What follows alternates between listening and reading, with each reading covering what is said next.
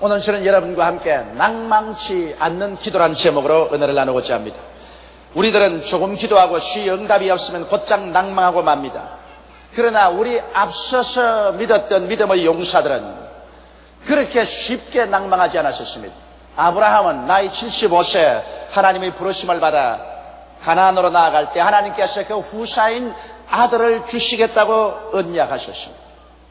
그럼에도 불구하고 아브라함은 10년을 기도하고 또 10년을 기도하고 그러고도 또 5년을 기도해서 25년 동안 쉬지 않고 낙심하지 않고 기도한 결과로 그 나이 100세에 응답을 받았었습니다. 믿음의 기도란 하나님의 약속 위에 굳게 서서 근질기게 기도하는 것이요, 믿음의 기도란 뒤로 물러갈 줄 모르고 낙심할 줄 모르는 기도요, 믿음의 기도란 하나님의 뜻이 이루어지도록 불태진의 인내로 부르짖는 기도가 믿음의 기도인 것입니다. 저는 어느 자매님의 간증을 읽고 감명이 깊었습니다. 이 자매님 예수 믿자 말자 구원받은 그 기쁨과 감격을 온 식구들에게 다 나누어야 되겠다고 생각을 하고, 하나님이여 우리 아버지 어머니 형제 자매를 구원하여 주시옵소서 주님께 부르짖기 시작했습니다. 1년 기도해도 효과가 없습니다. 2년이 지나고 3년, 4년, 5년, 6년, 7년, 8년이 지났었습니다. 9년째 접어들자 그만 마음속에 낙심이 다가왔습니다. 9년을 하루같이 가족들의 구원을 위해서 부르시어도 가족들은 점점 더 완악해지고 점점 이방신을 섬기고 있고 주님께로 돌아오지 않기 때문에 하나님이 자기의 기도는 들어주지 않는다고 생각을 하고 말았었습니다. 그런데 어느 날 성회에 참석을 했는데 부흥 강사가 설교 중에 이런 간증을 하더랍니다. 나는 우리 가족과 식구의 구원을 받기 위해서 23년을 줄기차게 기도한 결과에 온 가족이 회개하고 주께로 돌아왔다는 것입니다. 이 말을 듣자 고작 9년째 기도하고 난 다음에 낙심한 자기 자신이 하도 연약하게 보여서 하나님께 크게 회개하고 결심하고 계속 기도한 결과에 10년 만에 그 부모 형제가 한 사람도 남김없이 다 회개하고 예수께로 돌아왔다는 간증을 제가 읽어보았었습니다. 이러므로 여러분, 우리가 하나님 앞에 기도할 때는 불태진의 각오를 가지고 기도해야 한다는 것입니다. 첫째로 구약에서 본 불태진의 기도의 예를 여러분께 말씀해 드리겠습니다. 구약 성경에 엘리야의 갈멜산 기도가 그 대표적인 하나의 기도인 것입니다. 아왕의 아내 이세벨, 두로와 시돈 왕의 딸로서 이스라엘이 아합 왕에게 시집올 때 바알 신상을 가지고 왔습니다. 그리고 바알 신을 섬기는 제사장 450명을 데리고 와서 아합 왕에게 영향력을 미쳐 이스라엘의 야훼 하나님을 섬기는 제단을 다 헐어버리고 야훼 하나님을 섬기는 제사장들을 다 잡아 죽이고 이스라엘 전체가 바알과 아세라산을 섬기는 우상의 나라로 변화시켜 버리고 말한 것입니다. 그러자 하나님께서 진노하셔서 신자 엘리야를 통하여 이스라엘을 심판하셨습니다. 이스라엘 백성들에게 하나님께서는 3년 6개월 동안 비를 안 주셨습니다. 이래서 산천 초목이 다 타고 운물물이 다 말라버리고 사람들은 기갈과 기근에 취해서 수없이 죽어 가셨습니다.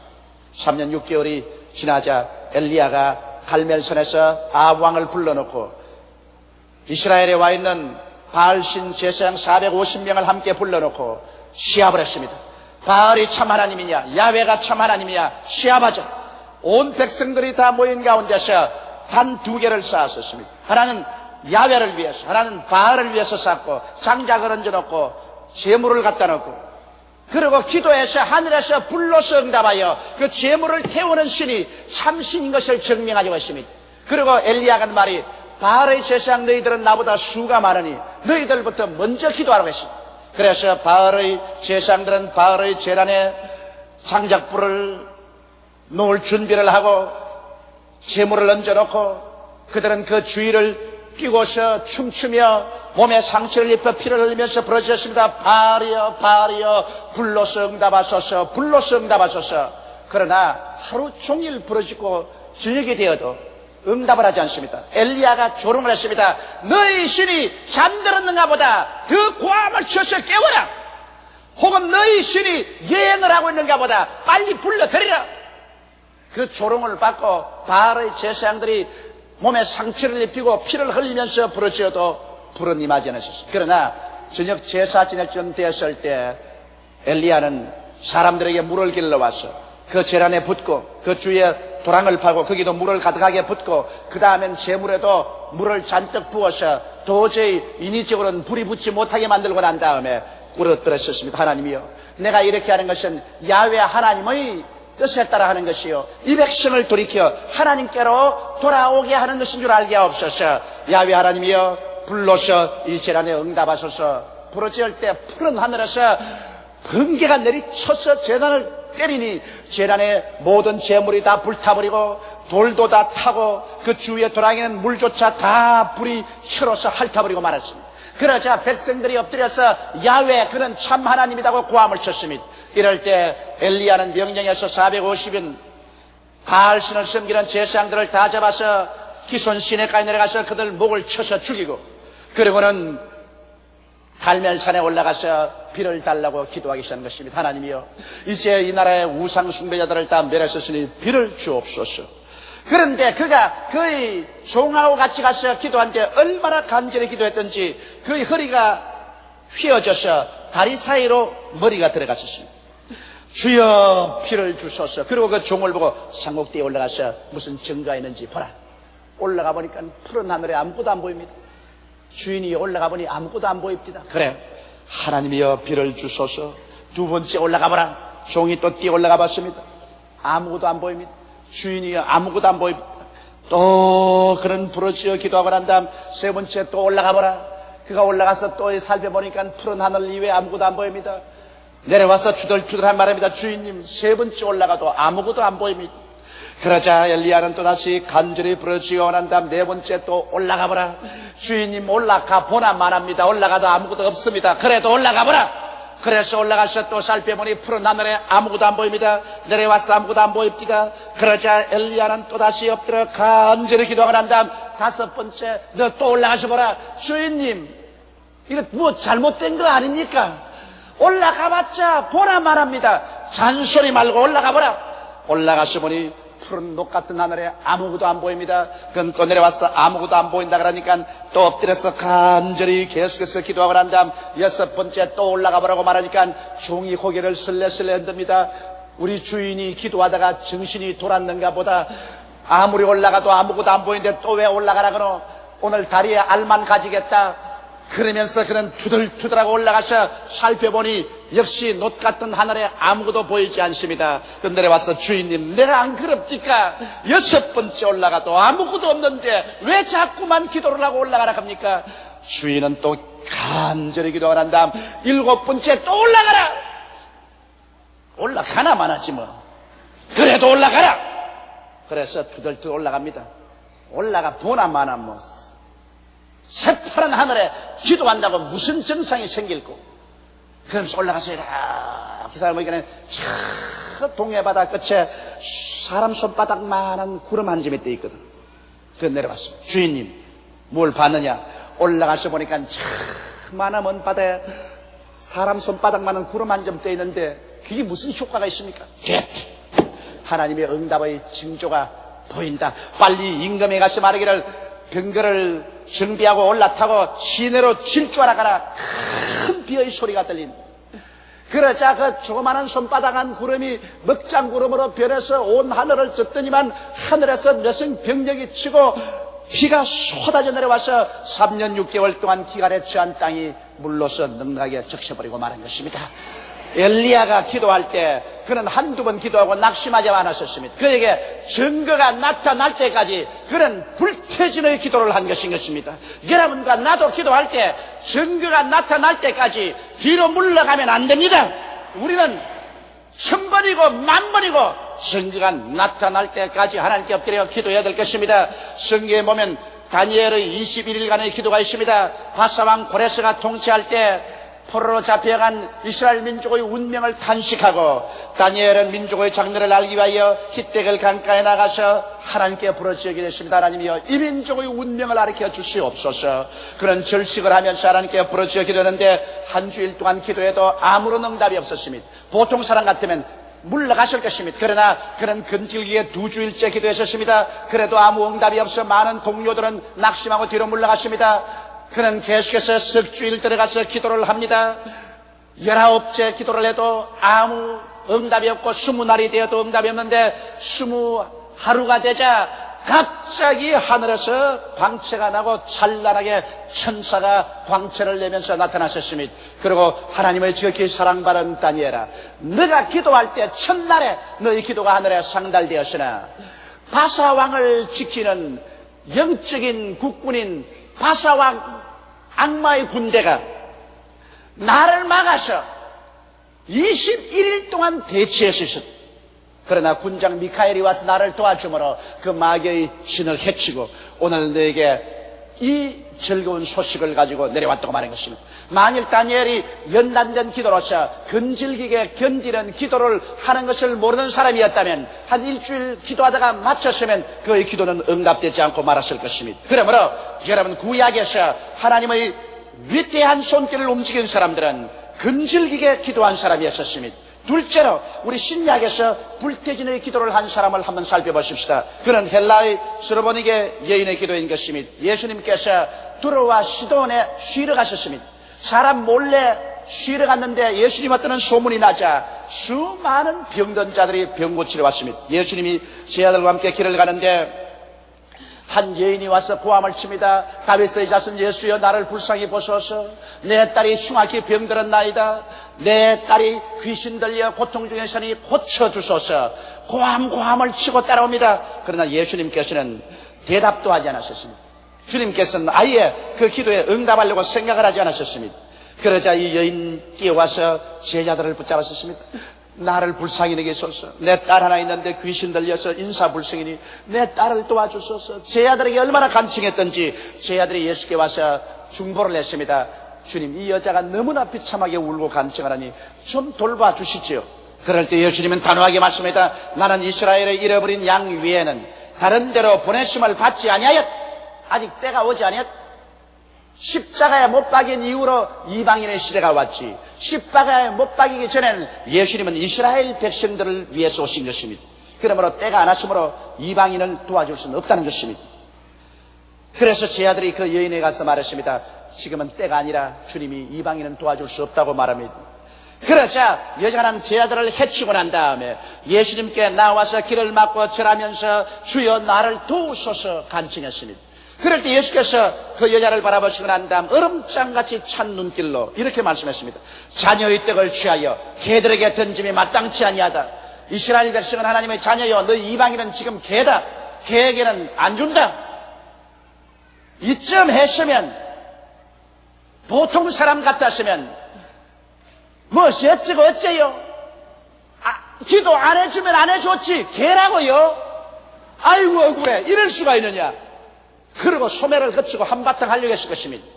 그러나 그 여인은 물러가지 않았습니다. 그 여인은 예수님 앞에 계속 엎드려서 길을 막고 말했습니다. 옳소이다 주님.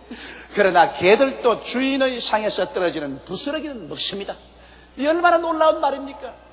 얼마나 근질긴 기도입니까? 이 여인의 말이 맞지 않아요. 개들도 주인의 밥상 밑에 떨어지는 부스러기야 먹지 않습니까? 예수님이 그 말을 듣자마자 크게 감동해서 오 여인아, 내 믿음이 크도다. 내가 이 말을 하였으므로 내 딸에게서 귀신이 나갔나니라. 그렇게 말씀하셨습니다. 그 여인이 집에 들어가 보니 딸에서 귀신이 나가고 딸이 침상에 완전히 회복되어 누워있는 것을 발견하게 된 것입니다. 만일 이 여인이 쉽게 물러갔더라면 그는 절대로 하나님의 기적을 체험하지 못했을 것입니다. 여러분, 사도행전 시대 오순절 다락방에 성령이 임하여 120문도가 성령으로 충만함 받고 그때로부터 예루살렘에서 유대로 사마리아로 땅까지 복음이 전거했는데, 이야, 사도행전에 어떻게 그렇게 성령이 임하셨는고 사람들은 탄식합니다. 그러나 한 가지 알 것은 이 120명의 주를 따르는 사람들이 한 열흘 동안 집에도 돌아가지 아니하고 일도 하지 아니하고 마음을 같이하여 일심으로 주야로 하나님께 기도했다는 사실을 잊으시면 안 되는 것입니다. 오늘날 또 어떠한 개인이나 어떠한 교회나 어떠한 국가라도 이렇게 많은 사람이 열흘 동안 모든 마음과 뜻을 다해서 하나님께 은혜 받기 위해서 부르짖는다면 사도행전 때보다 더 큰 성령의 역사가 반드시 일어나고 말 것인 것입니다.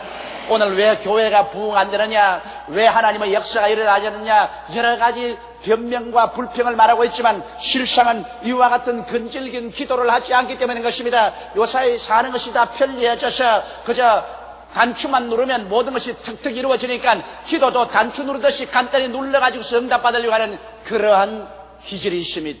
여러분, 오늘 우리 여의도 순복음교회라도 우리 교인 전체가 모여서 한 열흘 동안 집에도 돌아가지 않고 이 자리에서 주야로 부르짖어 기도한다면 하늘에서 홍수와 같이 성령이 부어지고 말 것인 것입니다. 사람들은 근질기게 하나님께 부르짖어 기도도 해보지 아니하고 응답하지 않는다고 불평을 말합니다. 이것은 대단히 잘못된 것입니다.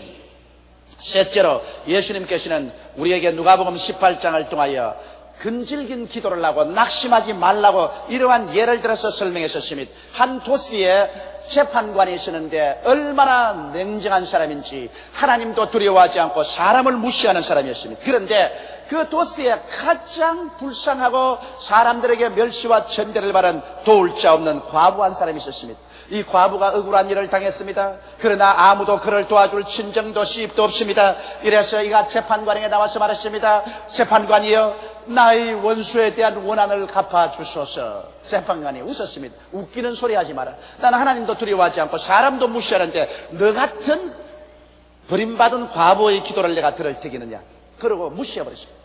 그런데 이 과부는 밤낮을 가리지 않고 이 집 문간에 삽니다. 아침에 출근할 때 나의 원수에 대한 원한을 갚아주소서.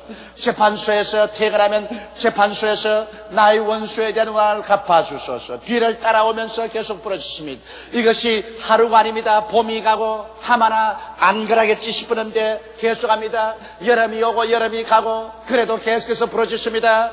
가을이 오고 가을이 가고 계속 부르짖습니다.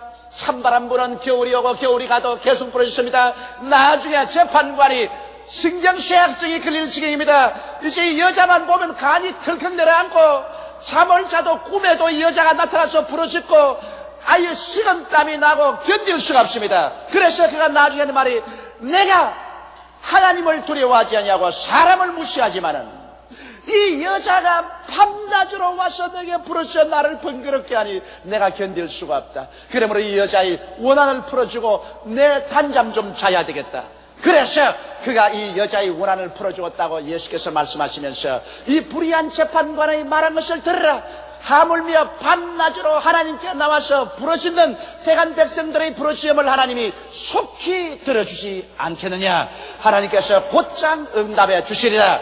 그러나 내가 세상에 올 때 이와 같은 믿음을 보겠느냐고 말씀하신 것입니다. 주님이 오실 날이 가까울수록 사람들은 점점 믿음이 타락해져서 근질기게 낙심하지 않고 부르짖는 기도를 하지 못하고 있는 것입니다. 아브라함은 25년 기도를 했고 야곱은 20년을 기도를 했으며 요셉은 13년을 기도를 했고 모세는 40년 동안 낙심하지 않고 부르짖어서 그 응답을 받았는데 우리는 일주일쯤 기도해보고 응답 안 한다고 하나님이 어디 계시냐, 날 버렸다, 나는 응답 안 해주신다, 이렇게 말한다면 이것은 아무것도 아닌 것입니다. 이러므로 여러분, 우리는 예수께서 말씀하신 대로 우리는 불태진의 기도를 할 수 있는 마음의 각오를 가지고 있어야 되는 것입니다. 그러면 사람들이 와서 내게 물을 것입니다.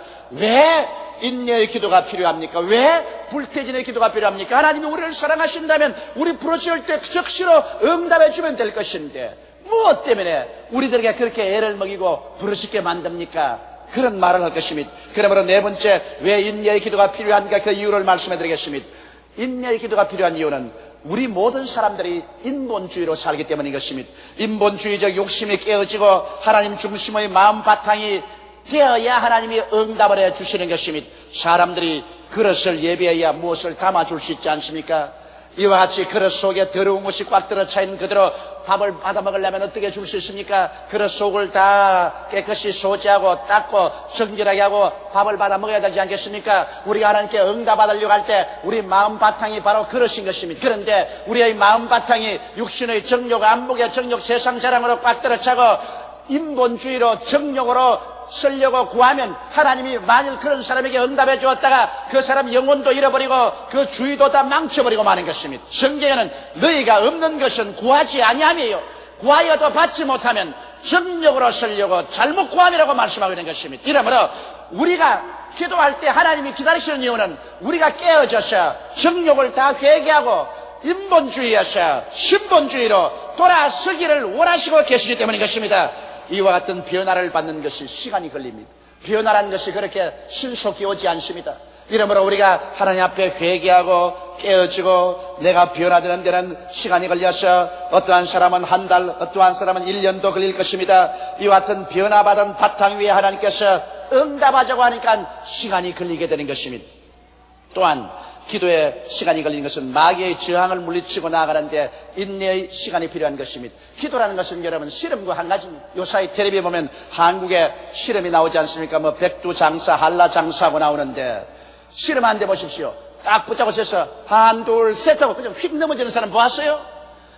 사력을 다해서 안 넘어지려고 몸부림을 치다가 결국 한 사람이 넘어지고 한 사람이 이기는 것입니다. 여러분 우리도 씨름입니다.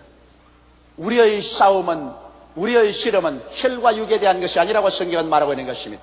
그러나 우리 씨름은 이기게 되어 있습니다. 이미 십자가에서 예수님께서 마귀의 정사와 권세를 밝히 벗어버려 무장해제해버렸습니다. 그러므로 마귀는 이미 정복된 마귀지만 아직 쫓겨나지는 않았었습니다. 안 쫓겨났기 때문에 결사적으로 우리 기도를 막습니다. 우리가 하나님께 응답받아서 하나님 체험을 하고 그리스도의 복음이 전파되지 않게 하려고 결사적으로 막습니다.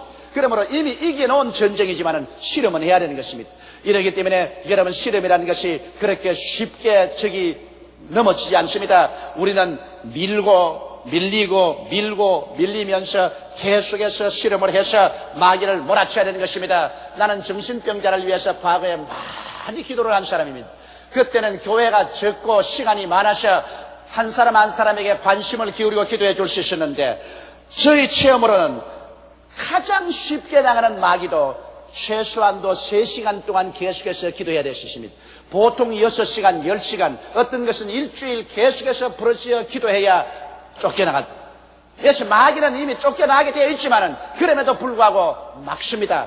다니엘이 20하루 동안 기도할 동안에 21일간 마귀는 다니엘의 기도가 응답받지 못하도록 막고 있는 것입니다. 이러므로 여러분 최소한도 어떠한 일 한 가지를 기도할 때는 다니엘의 기도는 해야 될 것입니다. 20하루 동안만 계속해서 뒤로 물러가지 않고 부르짖어 기도해서 마귀의 진을 깨뜨려야 될 것입니다. 이러므로 기도는 마귀와 씨름하는 것이기 때문에 쉽게 포기하시는 그 씨름에 지고 말 것입니다. 여러분과 나는 이미 이기게 되어 있습니다. 성경은 말씀하기를 너희는 저를 이겼나니 이는 너희 안에 계시니까 세상에 있는 이보다 크심이라고 말씀하고 있는 것입니다.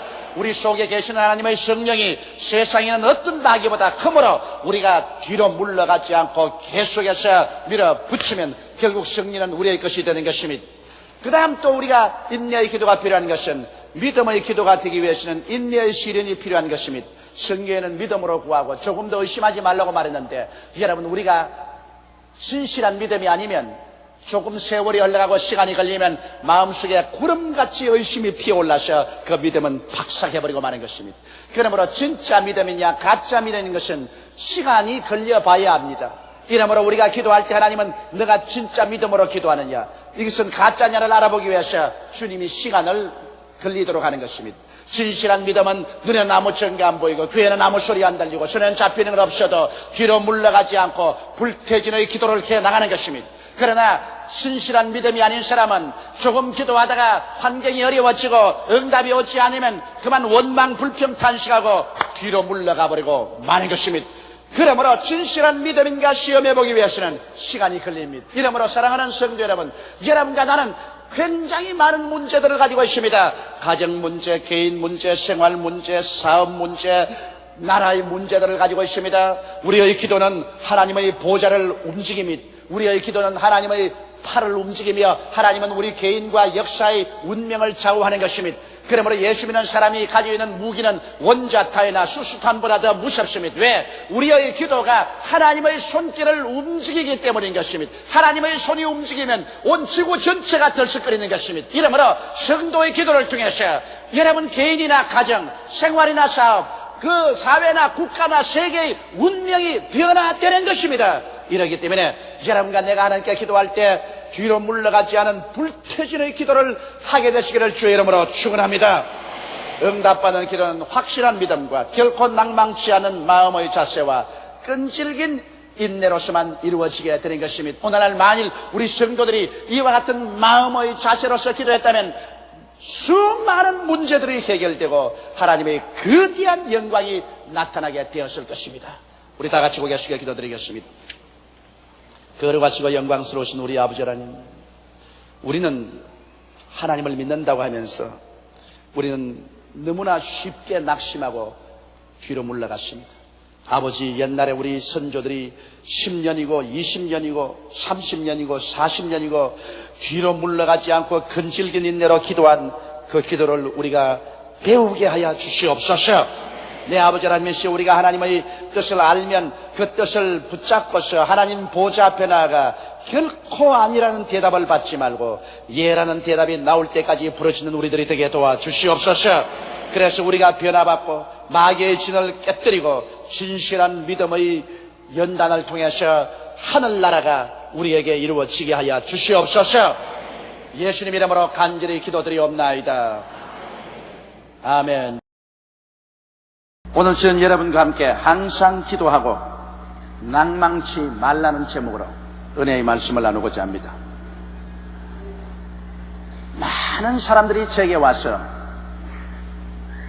대단히 근심스러운 표정으로 이런 질문을 합니다. 목사님, 우리 가족은 주일을 꼭 지키고 11조도 반드시 드리며 남편과 저도 열심히 봉사를 하는데 왜 일마다 안 되고 축복을 받지 못하고 있습니까? 또 어떤 자매님이 와서 말합니다. 목사님, 나는 교회 나온 지 오래되고 우리 남편의 구원을 위해서 이렇게 목매이게 기도를 하는데 우리 남편은 점점 더 완악해지고 예수를 믿지 않습니다. 왜 하나님은 나의 기도를 응답해 주지 않습니까? 무엇이 잘못되었습니까? 또 어떤 사람 말하기를, 이렇게 애를 쓰고 오랫동안 기도를 하는데 왜 병이 안 났습니까? 내 몸에 늘 병이 붙어 있습니다. 왜 하나님의 병을 고치지 않습니까? 이와 같은 수많은 질문을 저는 30년이 넘도록 받아가면서 목회를 해오고 있습니다. 여러분, 물론 우리가 사는 현실 세계는 하나님을 반역하고 마귀의 지배를 받고 사람들이 살아가고 있기 때문에 그 마귀의 지배하에서 자기가 어떻게 하나님을 온전히 섬기는지 모르고 있는 사람이 많습니다. 그러므로 우리가 온전한 신앙의 태도를 가지지 못하기 때문에 응답받지 못할 때도 많이 있습니다. 또 어떠한 인생 문제도 이 세상에 사는 동안에 완전한 해답이 있을 수가 없습니다. 그럼에도 불구하고 우리는 하나님의 말씀을 가지고 모든 문제에 대한 해답을 드리려고 하고 또 그 해답을 통해서 기도의 힘을 얻고 하나님 앞에서 응답받기를 원하고 있고 또 많이 응답을 받습니다. 우리 주 예수님께서는 여러 가지 문제를 갖고 번뇌하는 사람들에게 간단하게 대답을 하셨습니다. 항상 기도하고 낭망하지 말라. 그럼 오늘 이 시간에 우리 주 예수 그리스도께서 말씀하신 누가복음 18장의 비유의 말씀을 들어서 우리가 왜 항상 기도하고 낭망하지 말아야 될까? 거기에 대해서 우리 자세히 좀 알아보십시다. 먼저 예수님께서 이런 비유의 말씀을 하셨습니다. 한 도시에 재판관이 있었는데 대단히 차고 몰인정한 사람이었습니다. 주님 친히 말씀하기를 이 사람은 위로 하나님을 두려워하지 아니하고 이 땅으로 사람을 완전히 무시하는 사람이었습니다. 그런데 그 같은 도시에 아주 억울한 누명을 쓴 불쌍한 과부 한 사람이 있었습니다. 그는 의지할 곳이 없고 도움받을 곳이 없는 연약한 여자였습니다. 이 여자가 자기의 억울한 사정을 해결하기 위해서 이 몰인정한 재판관에게 와서 호소를 했습니다. 나의 원수에 대한 나의 원한을 갚아주소서. 재판장이 처음 그 과부의 호소를 듣고 아주 비웃어버렸습니다. 뭐 이런 여자가 다 있어. 지위도 명예도 권력도 없고 무능력하고 무능하고 소외된 한 여자가 그래, 뭔 나에게 와서 이렇게 부르짖고 야르냐? 내가 너희 말 들어줄 것 같으냐? 그래서 얼마 동안 재판관이 그 말을 듣지 않으셨습니다. 그러나 이 과부는 아침에도 점심때도 저녁때도 날이 맑거나 비가 오나 더울 때나 추울 때나 1년 365일 계속해서 와서 부르짖습니다. 제일 처음에는 무시해버리고 비웃어버렸지만은 점점 이 여자가 너무 계속해서 부르짖기 때문에 이 여자의 그림자가 이 몰인정한 재판관에게 무거운 짐이 되기 시작한 것입니다. 그래서 나중에 그 속으로 생각하기를, 야, 큰일 났다. 이 과부가 내게 와서 늘 이렇게 호소함으로 내가 번거로워 견딜 수가 없다. 이제 마음이 괴롭다. 편안하게 일식주 생활을 할 수가 없다. 꿈자리가 시끄럽다. 이 여자 때문에 문제를 해결해 줄 것이 아니라 내 자신의 편안을 위해서 이 여자의 문제를 해결해 줘야 되겠다. 그래서 이 몰인정한 재판관이 이 여자의 문제를 해결해 주었다고 예수께서 말씀하셨습니다. 그러고 난 다음 주님께서는 이 교훈의 비유를 들어 설명을 하셨습니다. 하물며 하나님이 택하서 세우신 그 백성들이 문제를 가지고 하나님 앞에 나와서 밤낮 부르짖을 때 하나님께서 응답하여 주지 않겠는가? 하나님께서 그 호소를 속히 들어서 풀어줄 것입니다. 그러나 인간의 시간관념과 하나님의 시간관념은 다르다는 것을 여기 예수님 말씀합니다. 하나님께서 오래 참으시겠느냐? 사람들 생각에는 하나님께 기도하면 하나님이 너무 오래 참으신다. 빨리 응답을 해주면 좋겠는데 너무너무 시간이 걸린다고 생각하는데 예수님 시간관념은 그렇지 않다. 그것도 속히 풀어주시는 것입니다. 그러므로 내가 세상에 올 때 정말로 믿고 기도하는 자를 만날 볼 수 있겠는가? 인자가 임할 때 세상에 믿는 자를 보겠는가? 주님께서 말씀합니다. 정말 하나님께서 기도를 응답하실 것을 믿고 불태전의 결심으로 끝까지 매달려 기도할 사람이 있겠는가? 이 과부와 같은 이와 같은 신념을 가지고 기도로 밀어 제낄 사람이 있겠는가? 그렇게 주님께서 한식 어린 말씀을 하셨습니다.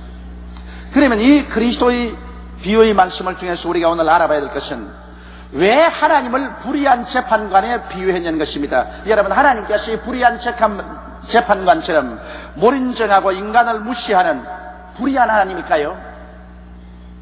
여러분, 우리가 아는 하나님은 그런 하나님이 아니십니다. 하나님은 인정이 많으시고 사랑이 한이 없으시고 자비와 긍휼이 끝이 없으시고 하나님은 우리를 이처럼 사랑하사 그 하나밖에 없는 독생자까지 주시고 그 예수님을 우리 구원하기 위해서 대신 십자가에 못 박아 몸을 찢고 피를 흘리게 하고 그 목숨을 내어놓게 하셔서 구원을 베풀으신 하나님이신데 이 사랑과 긍휼과 자비가 넘친 하나님을 왜 이 자리에서 예수님께서는 몰인정하고 인간을 무시하는 불의한 재판관에 비유해서 말씀을 하셨는가?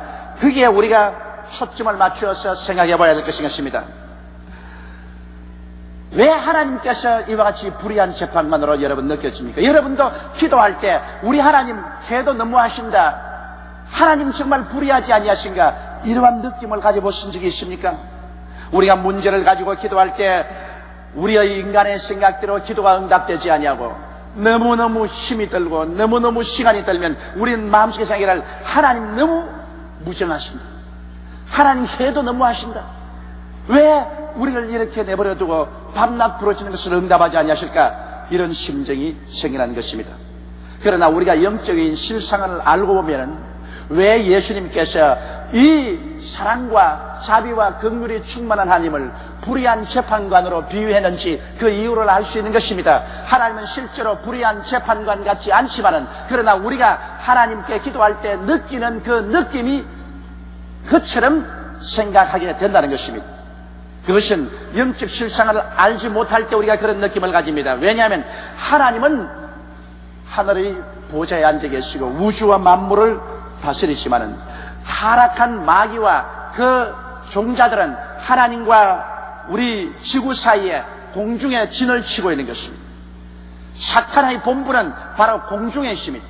공중에서 타락한 천사들과 함께 모여가지고 우리 사람들이 하나님 앞에 나오는 것을 일일이 막고 끝없이 하나님 앞에 인간을 참수하고, 그래서 인간 세계가 완전히 하나님께로부터 소외되어 있고 하나님을 알지 못하게 하고 미혹하게 되어서 육신의 정욕과 안목의 정욕과 세상 자랑만 쫓아서 살도록 만들고 있습니다. 그렇기 때문에 이 공중의 권세함은 사탄이 타락한 인생들을 지배하고 있는 이 가운데서 우리 구원을 받은 사람들이 하나님께 기도하려고 할 때 이 사탄은 공중에서 총력을 기울여서 우리의 기도를 막으려고 애를 쓰는 것입니다. 여러분, 구약성에 보면 하나님의 귀한 선지자 다니엘의 기도를 아시죠? 다니엘이 하나님 앞에 엎드려 기도할 때 그 기도의 응답이 첫날에 하늘에 상달되었으나 그 기도가 이 땅에 내려와서 다니엘에게 응답된 데는 20하루가 걸렸습니다.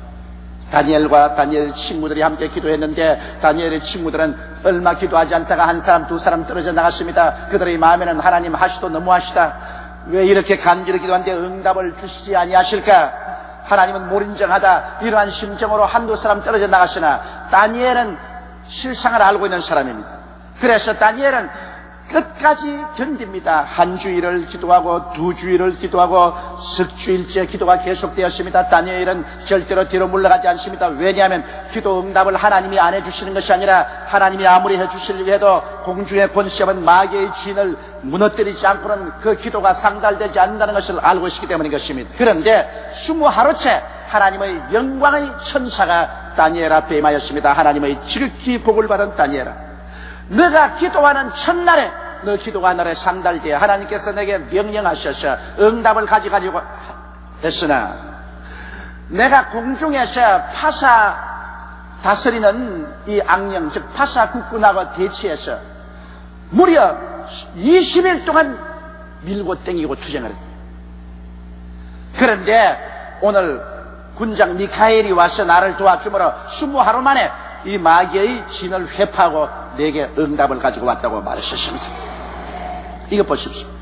다니엘과 같은 기도 용사가 기도하는데 20일 동안 마귀는 다니엘의 기도를 막았습니다. 그리고 다니엘의 기도 응답이 오는 것을 영적으로 막았습니다. 파사 나라를 다스리는 바로 그 파사 국군, 다시 말하면 파사를 지배하는 그 원수 마귀가 공중에서 막았던 것입니다. 그러나 끝까지 불태전의 결심으로 기도할 때 결국 그 진은 무너지고 기도 응답은 왔던 것입니다. 바울은 에베소서 6장 12절에 우리에게 놀라운 계시의 말씀을 주십니다. 우리의 씨름은 혈과 육에 대한 것이 아니요 정사와 권세와 이 어두움의 세상 주관자들과 하늘에 있는 악의 영들에게 대함이라고 말하고 있는 것입니다. 우리는 기도를 씨름이라고 바울 선생은 말했었습니다. 여러분, 씨름하는 사람이 있어서 싱글벙글 웃으면서 씨름하겠습니까? 이만기 장사 보니까 여러분 백두 장사 무슨 한라 장사 다 했다가 그 다음 후배들에게 그 타이틀을 내주고는 피땀을 흘리는 노력을 해서 요번에 또 백두 장사인지 그 타이틀을 타는 것을 보았습니다.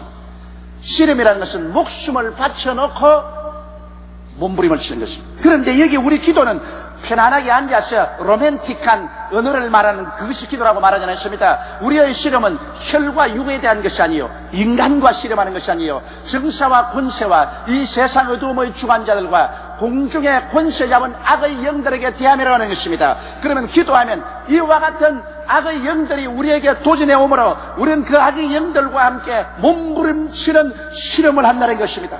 네가 이기느냐 내가 이기느냐 엎치락 뒤치락 밀고 땡기면서 씨름을 하는 것이 기도라고 말하는 것입니다. 그렇기 때문에 기도가 힘이 드는 이유가 거기 있습니다. 씨름하는 장사가 힘이 안 들고 씨름하는 거 보았어요? 씨름하는 장사는 진땀을 흘리면서 씨름을 합니다. 기도라는 것은 땀을 흘리며 몸부림치며 기도하는 것입니다.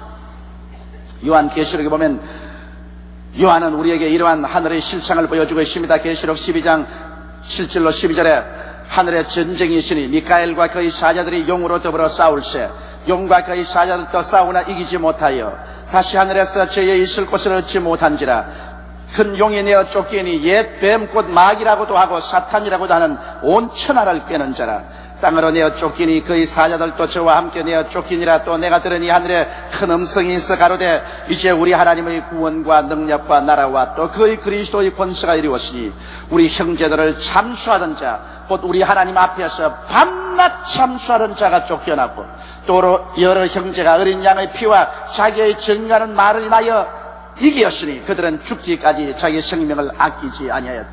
여기 보십시오. 마지막 때 하나님께서 하늘의 군대를 동원해서 공중에 권세하면 마귀를 청수하는 장면이 나옵니다. 공중에서 전쟁이 벌어졌다고 말했습니다. 그런데 이 공중에 권세하면 용 곧 옛 뱀이라고 하고 마귀라고 하는 이 사탄이 그 사자들과 더불어 그는 밤낮 형제들을 참수하고 밤낮으로 성도들을 구박했다고 말하고 있는 것입니다. 그러므로 오늘 이 시간에도 여러분 우리가 기도하려고 할 때 원수 마귀는 공중에서 진을 치고 우리의 기도를 막 받아치는 것입니다.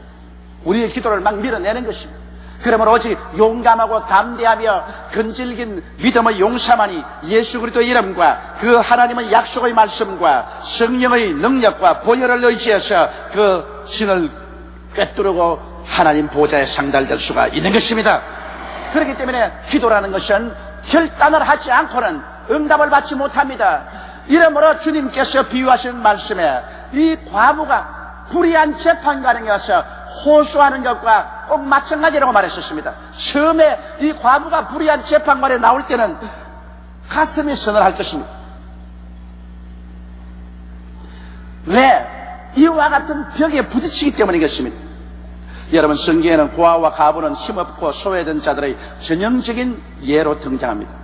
문제를 가지고 하나님께 나아가는 자의 심정을 하나님께서 여기에 비유한 것입니다. 시험 기도를 우리가 할 때 어떤 심정이 됩니까? 시험 기도를 하면 불안하고 답답하고 무력함을 느낍니다. 마귀의 벽에 부딪히는 것이 마치 이 나약한 과부가 인정사정 없고 몰인정한 냉랭한 재판관 앞에 서야 될 때 그 가슴이 섬찟한 것과 같습니다.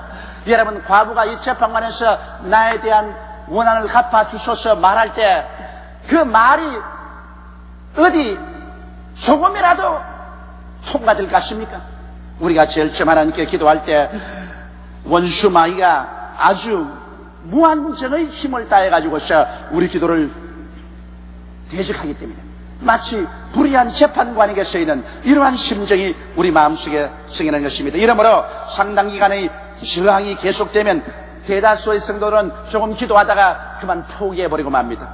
아유 기도가 힘이 들어 못하겠다.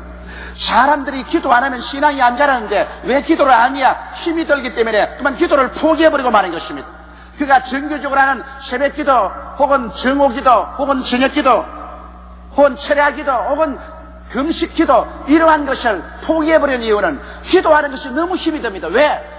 기도하는 자마다 마귀가 저항합니다. 여러분 성경 말씀 읽을 때 마귀가 그렇게 크게 저항하지 않습니다. 교회 출석하는 것조차도 마귀는 그렇게 크게 저항하지 않습니다. 될 수 있으면 성경 안 읽는 것이 좋다, 교회 안 가는 것이 좋다 그렇게 말하지만은 목숨을 바치고 대결은 하지만 기도를 하면은 마귀는 목숨을 바치고 대결하는 것입니다. 왜? 기도는 마귀가 쫓겨나가느냐 우리가 이기느냐 결판이 나기 때문인 것입니다. 이러므로 마귀가 제일 두려워하는 것은 기도하는 성도를 제일 두려워하고 기도하는 교회를 제일 두려워하는 것입니다. 그리고 기도하면 원수 마귀의 길은 회파됩니다. 왜냐하면 주님은 십자가에서 이미 전쟁에 이겨놓았기 때문에 우리가 그리스도의 그 승리를 가지고 기도하면 마귀는 쫓겨나게 되어 있는 것입니다. 기도하지 않기 때문에 우리가 이기지 못하지 기도하면 이기게 되어 있는 것입니다. 그러므로 우리가 승리를 가져오는 기도를 하기 위해서는 마귀에게 쉴 틈을 주지 말아야 되는 것입니다. 즉 여기 말하면 과부가 너무 자주 와서 근질기게 기도했으므로 이 불의한 재판관이 번거로워져서 괴로워져서 견딜 수가 없었습니다. 우리가 계속 기도하면 마귀가 번거롭고 괴로워서 견딜 수가 없는 것입니다. 그러므로 마귀에게 쉴 틈을 주지 말아야 됩니다.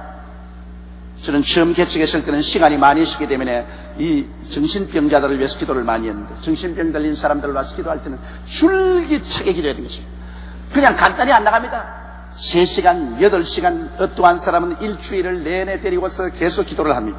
한 분은 정신병자 위해서 기도하는데 기도하고 있는 동안에 귀신이 이제는 약하게 돼서 나가려고 합니다. 귀신이 이제 나갈 때는 호함을 칩니다. 이제 나갈게. 나 정 견디지 못하게 해서 나갈게. 마귀도 지칠 거냐, 나도 지쳐 견딜 수가 없습니다. 이게 좀 빨리 나가주면 좋겠는데 나갈 듯 하면서 안 나가니까 저도 아주 견딜 수가 없어요. 근데 마귀가 나중에 하는 말이 뭐냐면, 우리 서로 인원하자. 나 조금만 쉬게 해주면 나갈게. 조금만 쉬게 해주면 나갈게. 너도 힘들지, 나도 힘들다. 그러니까 조금만 쉬고 해주면 내가 꼭 나갈게.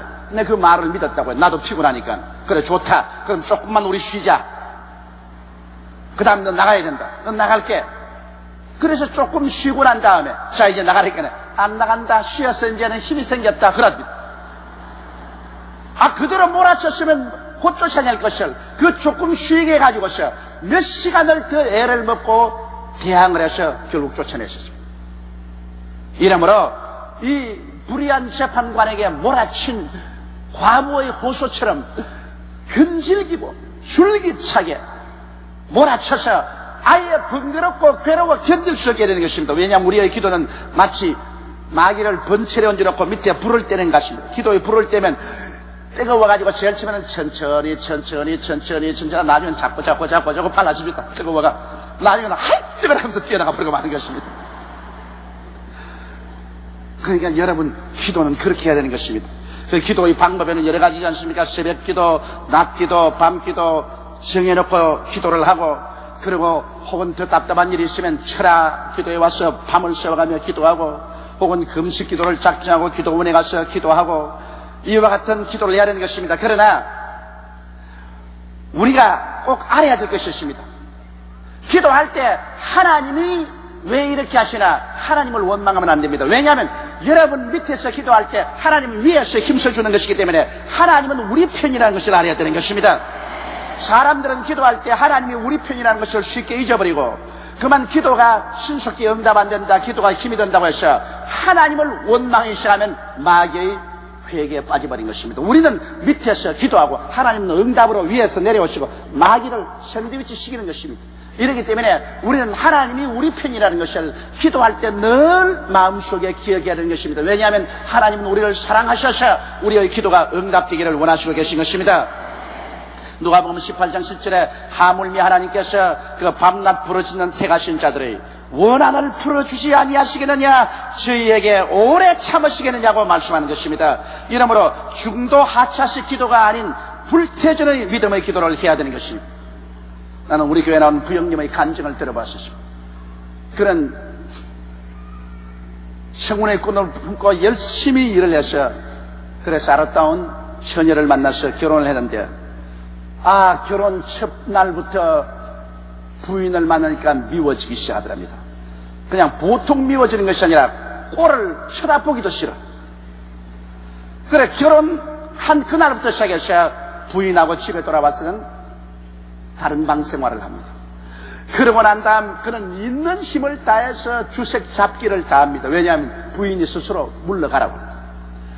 그러니까 그 생활이 하도 오래 계속되니까 아버님이 막 경로하고 대노하셨어요. 이 나쁜 놈, 당장 나가라고, 우리 집에서 나가라고. 그래서 시골에서 쫓겨나서 그 부인하고 보따리를 사서 서울로 왔어. 그래서 살 수 먹고 살자니까 동대문에 가서 장사를 시작했어. 부인하고 열심히 장사를 하는데, 그러나 부인하고 절대로 같이 지내지 않아요. 장사를 하려고 조그마한 집 한 칸짜리에 살지만은 절대로 같은 잠자리를 하죠. 그리고 그 돈 있는 거 다 모아가지고서 주색 잡기를 해요. 그 부인이 뭐 죽을 지경입니다. 부인은 결혼하고 난 다음 벌써 수십 년이 지나면서 사는데 아직 처녀예요. 그 부인도 아주 지긋지긋한 부인입니다. 그러니까 부인이 스스로 물러가기를 원해서 그렇게 하는데 안 물러간다고. 그런데 하루는 친구가 왔더랍니다. 자기하고 같이 술 먹고 온갖 나쁜 짓 하는 친구가 왔는데, 이 친구가 달라져서 술도 안 먹고 방탕도 안 하고, 야, 너가 왜 달라지노? 이러니까, 나 이제 여의도 순복음교회 나간다. 나 이제 달라졌어. 나 이제 마귀짓 안 해. 술 먹고 그 방탕한 마귀짓 안 하니까 너도 우리 교회 가자. 너무너무 그 사람이 달라지기 때문에 놀래서 그 모습 한번 따라가 보자. 그래서 우리 교회에 따라왔다. 따라와서 주일 예배 설교를 듣고 난 다음에 그만 전 설교가 자기만 보고 말하는 것 같더랍니다. 아하, 친구가 와서 다 일러줬구나. 미리 목사하고 딱 짜가지고서 내 사진을 다 일러줘 놓고 날 갖다 놓고서 이렇게 하는구나. 그런 생각이 마음에 나더랍니다. 막 그렇건 저렇건 마음이 찔려가지고서 그날 회개하고 자기도 예수를 믿게 됐어요. 자, 예수를 믿고 난 다음 더 집에 왔는데 자기 부인을 보니까 여전히 믿더랍니다. 예수는 믿었는데 여전히 막 도무지 쳐다보기가 싫어요. 자기가 하는 말이 어느 정도 미운 게 아니라 아예 도무지 눈을 뜨고 쳐다볼 수가 없습니다. 그래서 이거 안 되겠다. 이게 마귀의 역사구나. 이걸 내가 고쳐야 되겠다. 그래서 그날부터 결심을 하고 집에 안 들어가고 장사터에서 교회에 그대로 와가지고 40일을 철야 기도를 하는 겁니다. 하나님, 우리 마누라 미워하지 않게 하여 주시옵소서. 우리 마누라 좀 사랑하게 하여 주시옵소서. 열흘을 기도해도 그대로 밉더랍니다. 20날 기도해도 여전히 보기가 싫고, 한 달을 기도했는데도 아예 그냥 부인 쳐다보기도 싫더랍니다. 40일째 기도가 되는데 40일 차는 날 기도하는데 마음속에 말씀이 떠오르더랍니다. 사랑하는 아들아, 이 세상에 믿음, 소망, 사랑 이 세 가지는 항상 있을 것인데 그 중에 사랑이 제일이니라. 그 말이 들어오더니만 그만 부인을 미워한 죄가 마음에 생겨나서 눈물을 흘리고 회개를 하고, 하나님 아버지, 우리 집사람 미워한 죄를 용서해 주시옵소서. 하나님이 회개하오니 용서해 주시옵소서. 이제 마귀의 진이 무너지는 것입니다. 40일 동안 기도하니까. 그러더니 마음의 뭐가 툭 떨어진 것 같더랍니다. 미운 생각이 싹 사라지는데 그 길로 집에 가서 쳐다보니까 그렇게 또 이쁘더랍니다. 또 그동안에 그렇게 밉던 게 그냥 이뻐가지고서 그날부터 이제 새 결혼 생활이 시작되었어요. 그 부인도 감동을 해서 예수를 믿고 이제 두 사람이 손을 잡고 이제는 정말 주 안에서 행복하게 삶을 살게 되었다. 그런 간증을 하는 것을 제가 들었습니다. 왜 그 사람을 하여금 그렇게 부인을 믿게 만들었습니까? 그것은 마귀가 하는 것입니다. 그러나 그 마귀가 하는 일을 일시적으로 쫓겨나갑니까? 여러분, 이 사람 보십시오. 무려 40일을 몸부림을 치고 기도를 하고 난 다음 그 미움의 마귀를 쫓아내고 나니까 정상적인 생활로 들어올 수가 있게 되었다는 것입니다. 이것은 정말 생활의 절실한 간증입니다. 이 사람은 부인을 미워하는 사건이지만 이 세상에 우리가 얼마나 많은 사건에 걸려있지 않습니까? 그러나 우리가 이 과부와 같이 불태전의 결심을 가지고 하나님 앞에 부르짖어 기도하면 우리의 승리는 약속되어 있는 것입니다. 여러분, 오늘 많은 사람들이 왜 우리 사업이 잘 되지 않습니까? 왜 우리 가정의 문제가 해결되지 않습니까? 왜 우리 병이 낫지 않습니까? 하는 이유들은 다 정말 회개하고 하나님 앞에서 죽으면 죽으리다는 결심을 가지고 매달려 기도하지 않기 때문에 결론을 얻지 못하고 마는 것입니다. 왜냐하면 기도하다가 피곤하니까 중도에서 포기해버리고 말모로 그러게 되는 것입니다. 예수께서 염려한 것이 바로 그것입니다. 내가 이 땅에 올 때 믿는 자를 보겠느냐? 왜 끝까지 믿고 매달리지 않냐고 포기해버리기 때문에 주님께서 말씀하시는 것은 그 이후로 기도 응답이 오지 않는 것입니다. 이러므로 항상 기도하고 낙심하지 말라고 우리 주님께서 우리에게 격려해 주시고 있는 것입니다. 여러분, 그러므로 하나님은 우리 편에 서 계신 것입니다. 예수 그리스도의 십자가를 통해서 오중복음과 삼중 축복을 예비하고 기다리고 계신 것입니다. 그러나 우리와 하나님 사이에 근질기게 결사적으로 막는, 우리를 도둑질하고 죽이고 멸망시키는 원수 마귀가 있다는 것을 잊지 마시기 바랍니다. 그리고 이 마귀는 우리가 단호한 결단을 내리고 불의한 재판관에 대해서 근질기게 지속적으로 불태전의 결심을 가지고 호소를 하던 과부와 같은 심정으로 우리가 하나님 앞에 매달려 기도할 때 마귀의 진은 무너지고 응답은 홍수와 같이 여러분에게 밀어 닥칠 것을 저는 확실히 믿습니다. 다 같이 모여서 기도드리겠습니다.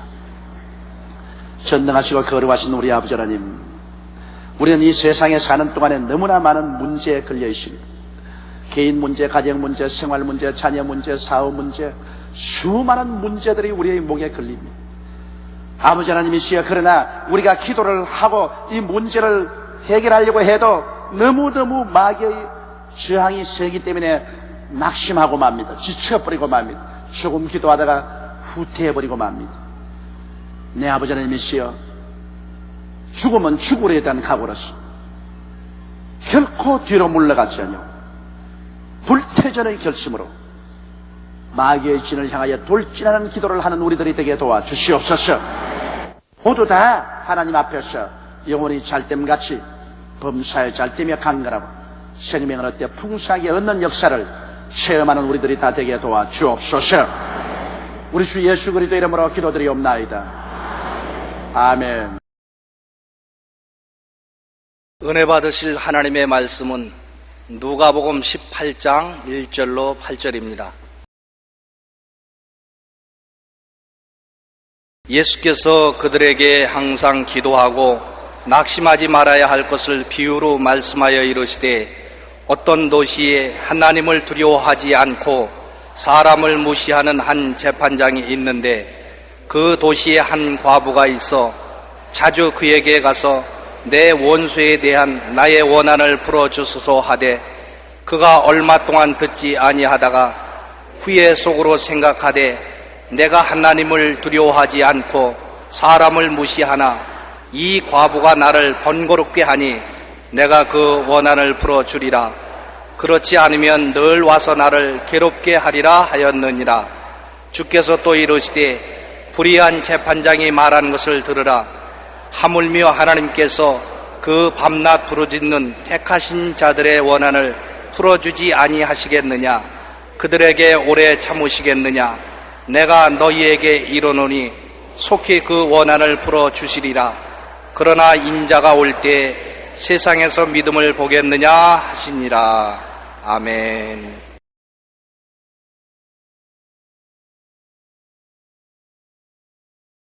오늘 저는 여러분과 함께 항상 기도하고 낙심치 말라는 주님의 부탁을 가지고 은혜를 나누고자 합니다. 우리 한국 속담에 계란으로 바위를 친다는 말이 있습니다. 이 말은 절대 절망에 처한 상황을 보고 말하는 것입니다. 계란으로 바위를 쳐서 바위가 깨어질 리가 있겠습니까? 계란이 박살이 나지. 그러나 주님 안에서는 계란으로 바위를 치는데 바위가 깨어지는 법이 있다는 것입니다. 이것이 바로 우리 신앙인이 세상 사람들과 사물을 볼 때 달리 보는 것입니다. 세상 사람이 볼 때는 계란으로 바위를 치면 계란이 박살이 나죠. 그러나 신앙인이 그리스도 안에서 볼 때 계란으로 바위를 치면 바위가 박살이 나는 길이 있다는 것입니다. 오늘 이야기를 보면은 하나님을 두려워 아니하고 사람을 무시하는 재판관이 있고 그 재판관에게 자기의 소원을 간청하는 한 과부가 있었습니다. 이 재판관은 교만하고 아나무인의 불의한 재판관이고 과부는 치명적인 고통과 파탄을 가져온 강한 원수로 말미암아 원한에 사무친 여자였습니다. 그런 원한을 품고 가슴에 사무치는 한을 가지고 이 재판관에게 나와서 늘 번거롭고 괴롭게 할 정도로 원수를 갚아달라고 부르짖었습니다. 누가복음 18장 6절로 8절에 주께서 또 이르시되 불의한 재판장이 말한 것을 들으라. 하물며 하나님께서 그 밤낮 부르짖는 택하신 자들의 원한을 풀어주지 아니하시겠느냐? 그들에게 오래 참으시겠느냐? 내가 너희에게 이르노니 속히 그 원한을 풀어주시리라. 그러나 인자가 올 때 세상에서 믿음을 보겠느냐 하시니라. 바로 이 여인의 끊임없는 간청과 부르짖음에 재판관도 할 수 없어서 그 원한을 풀어주었다는 내용을 말씀하시면서 우리 예수 믿는 사람이 기도할 때도 하나님 앞에 이와 같이 기도하라고 말씀한 것입니다. 오늘 주님이 우리에게 이와 같이 기도하라는 그 내용을 분석해서 우리가 은혜를 나누고자 합니다. 첫째로 우리는 기도할 때 목표가 분명해야 합니다. 산만한 목표는 방향을 잃게 할 따름인 것입니다.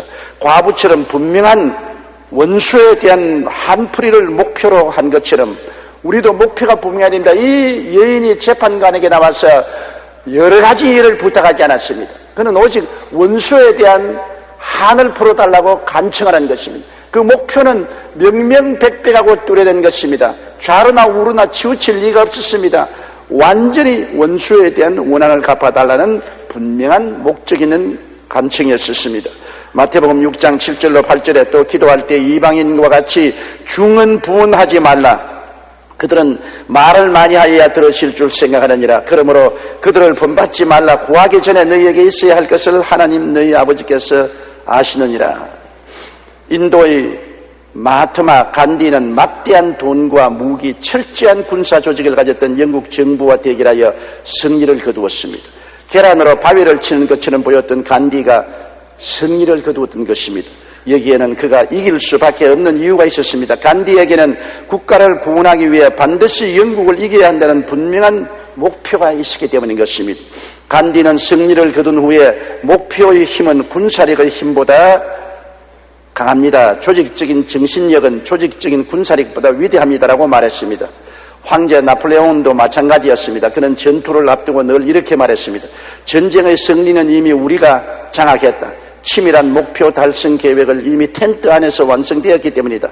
우리는 텐트 안에서 이미 승리를 맛보았다. 이제 나는 목표만을 바라볼 뿐이다. 만일 전진하다가 장애물이 생기면 생기는 대로 제거하면 된다고 말한 것입니다. 성경에는 믿음은 바라는 것이 실상이라고 말했습니다. 바라는 그 목표가 분명해야 믿음이 역사하지, 바라는 목표가 희미하면 믿음도 희미하고, 바라는 목표가 산만하면 믿음도 산만해져서 아무 일도 이루어지지 않습니다. 확대경으로 우리가 구멍을 뚫으려면 한 곳에 집중해서 비치고 있어야 연기가 모락모락 나고 불이 타기 시작하지, 확대병으로 자꾸 옮겨다니면 아무 종이도 타지 않는 것처럼 우리의 기도는 분명한 목표를 보고서 기도를 해야만 하는 것입니다. 믿음은 바라는 것들의 실상이요 보이지 않은 것들의 증거이기 때문에 바라는 것이 분명히 있어야만 하는 것입니다. 오늘날 많은 사람들이 너무 산만한 기도를 하고 있는 것입니다. 여러분, 목표를 분명하기 위해서는 종이에다가 목표를 적는 것이 굉장히 좋습니다. 해마다 그 해에 나아갈 것을 종이에다가 목표에 분명히 적어 놓으면 그 목표를 이탈하지 않은 것입니다. 적는다는 것은 굉장한 힘이 있습니다. 저는 많은 병든 자들에게 제가 채찍에 맞으려고 너는 나음을 입었다는 것을 말로만 할 뿐 아니라 자꾸 적으라고 말하는 것입니다. 적는다는 것은 말하는 것 같아 굉장한 힘이 있기 때문에 제가 채찍에 맞음으로 너희가 나음을 얻었나니. 그리고 병든 자가 기도하는데 뭘 복잡한 기도를 합니까? 제가 채찍에 맞음으로 너희가 나음을 입었다니 나는 나음을 입었습니다. 고쳐주시옵소서. 이 기도를 1000번이고 10,000번이고 반복하는 것입니다. 중은 부은할 필요가 없습니다. 목표가 분명하면 그 목표를 향하여 계속 공격을 하는 것입니다. 매를 들고 바위를 깨뜨릴 때 여기도 때렸다가 저기도 때렸다가 여기도 때렸다가 저기도 때렸다면 바위는 깨지지 않습니다. 한 곳만 향해서 계속 매질을 하면은 그 바위가 깨어지는 것처럼 병든 자가 고침을 받기를 원하면 제가 채찍에 맞음으로 너희가 나음을 입었나니라. 그러므로 이 병은 나았습니다. 예수 이름으로 고쳐주옵소서. 예수 이름으로 고쳐주옵소서. 예수 이름으로 고쳐주옵소서. 목표를 두고 공격을 해야지 목표 없이 방만하게 공격을 하면 안 되는 것입니다. 그러므로 목표를 여러분께서 적는 것은 굉장히 중요합니다. 많은 목표를 적으면 안 돼요. 예수님께서 마리아와 마르다의 집에 갔을 때 마르다는 음식을 준비한다고 분만하고 마리아는 예수님 제자들과 함께 예수님 발 앞에 앉아서 말씀을 듣고 있을 때 마르다가 시험이 들어서 그 우생물을 뚝뚝 흘리면서 뛰어들어와서 문을 열고 주님께 고함을 쳤습니다. 주여, 나는 부엌에서 음식 준비한다고 이렇게 고생을 하는데 동생 마리아는 주님 발밑에 앉아서 말씀만 듣고 있으니 이렇게 불공평할 수가 있습니까? 마리아를 명령해서 부엌에 와서 밥 짓는데 나를 좀 돕게 하소서. 예수님이 가만히 쳐다보시고 한다. 마르다야 마르다야, 네가 많은 일로 고생하고 분민하고 있거나 한두 가지만 하든지 한 가지만 하라. 마리아는 좋은 편을 택했으니 잃어버리지 아니하라 했습니다. 주님께서도 우리에게 한두 가지만 하든지 한 가지만 해서 집중하라고 말씀하신 것입니다.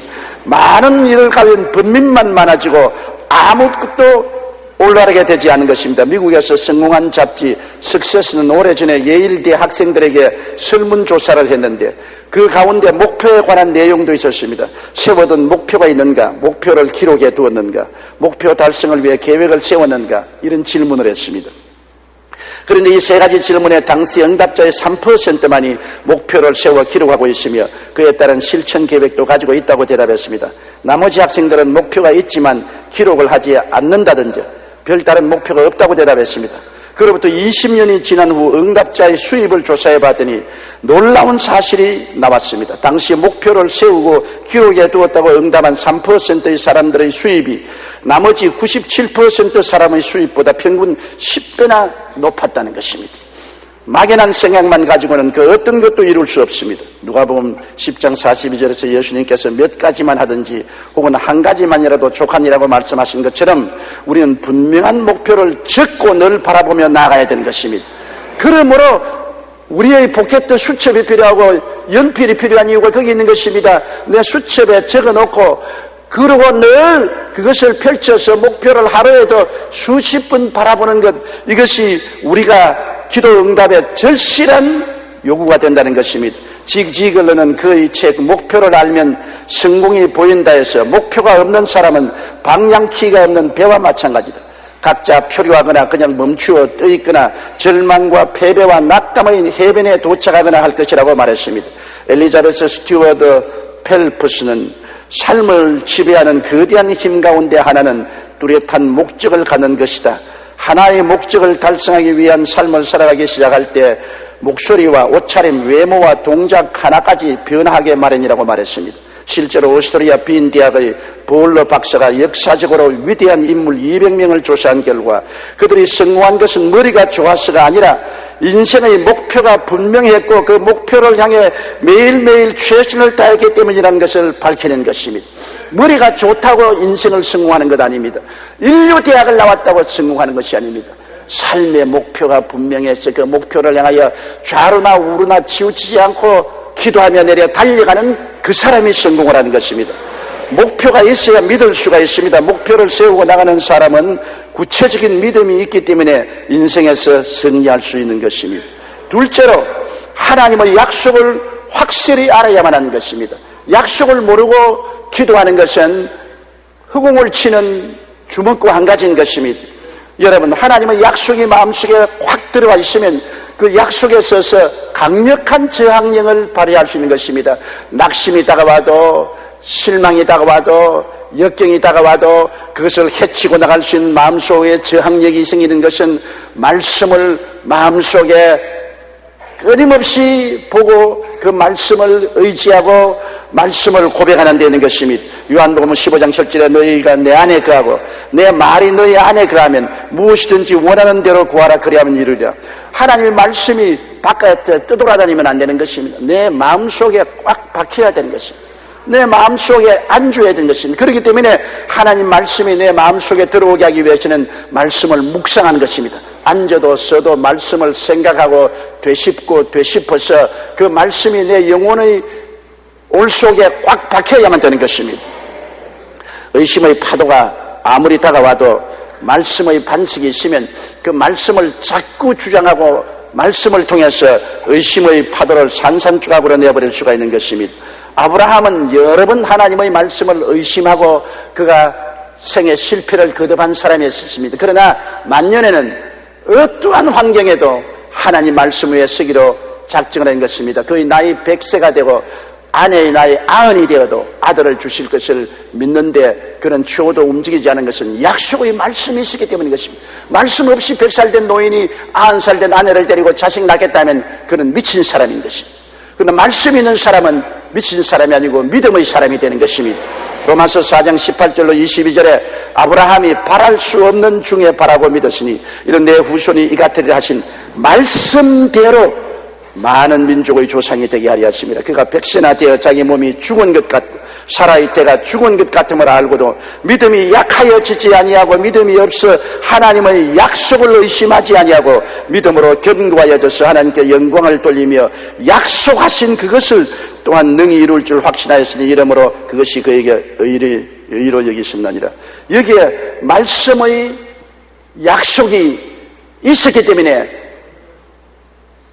아브라함은 자기 나이가 100세가 되고 아내의 나이 90이 되어도 그를 통해서 다가오는 여러 가지 감각과 환경과 경험상 의심이 파도쳐와도 그를 이길 수 있는 것은 그는 말씀에 섰기 때문에 저항력이 있었던 것입니다. 하물며 주 예수님의 피로서 값지고 사유신 은혜는 더없이 확실합니다. 우리가 십자가를 바라보십시오. 하나님의 아들이 십자가에 못 박에 몸을 찢고 피를 흘려서 값을 주고 사준 것이 뭡니까? 제가 십자가의 보혈로 우리 죄를 용서하고 의롭게 하고 영광을 주신 것, 믿을 수가 있습니다. 예수 그리스도의 십자가의 보혈로 마귀와 세상을 이기고 거룩함과 성령 충만을 주시다는 말씀을 우리는 믿을 수 있습니다. 제가 채찍에 맞음으로 너희가 나음을 입었다는 것은 약속의 말씀인 것입니다. 제가 우리의 저주를 대신 짊어지고 아브라함의 복과 형통을 주신 것은 하나님의 약속의 말씀인 것입니다. 또한 그리스도가 죽었다가 부활하심으로 우리를 사망과 음부에서 부활시켜 천국 보좌 우편에 함께 앉게 해주시다는 약속의 말씀은 변함이 없는 약속입니다. 그리스도의 십자가에서 몸을 찢고 피를 흘려 대속으로 주신 약속의 말씀은 하나님의 말씀이요 흔들릴 수 없기 때문에 눈에는 아무 전가 안 보이고 귀에는 아무 소리 안 들리고 손에는 잡히는 건 없어도 말씀 위에 서서 나가야 되는 것입니다. 우리 예수 믿는 사람은 믿음의 사람인 것입니다. 믿음은 들음에서 나며 들음은 그리스도의 말씀으로 말미암는 것입니다. 말씀 이외에는 절대로 귀를 기울이지 말고 보지도 말고 느끼지 말아야 되는 것입니다.